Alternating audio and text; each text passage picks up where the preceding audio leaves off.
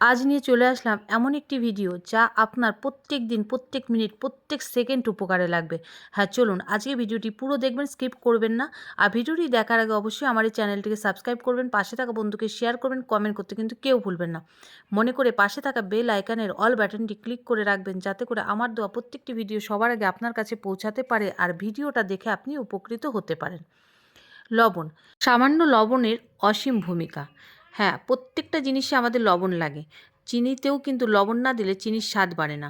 ঠিক সংসারে সমস্যায় লবণের ভূমিকাটাও অনেকটা। আপনার ঘর মোছার জলে নিয়ে নিন 1 চিমটে লবণ, প্রত্যেক দিন মুছে ফেলুন ঘর। আর দেখুন আপনার ঘরের সমস্ত নেগেটিভিটি কিভাবে দূর হয়ে পজিটিভিটি ক্রিয়েট করবে। আপনার স্নানের জলে শনিবার বা মঙ্গলবার 1 চিমটে করে লবণ ব্যবহার করুন। আর দেখুন আপনাকেও কতটা পজিটিভ করে ফেলে।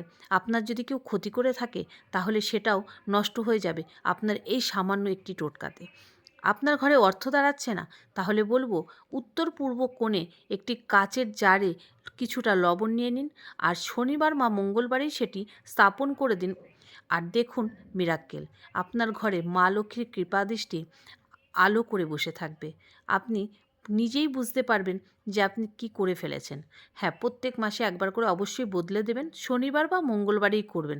এই লবণের টোটকাটি যদি নিয়ম করে করতে পারেন, কথা দিচ্ছি আপনার ঘরে অভাব অনটন, শরীর খারাপ সব কিছু দূর চলে যাবে।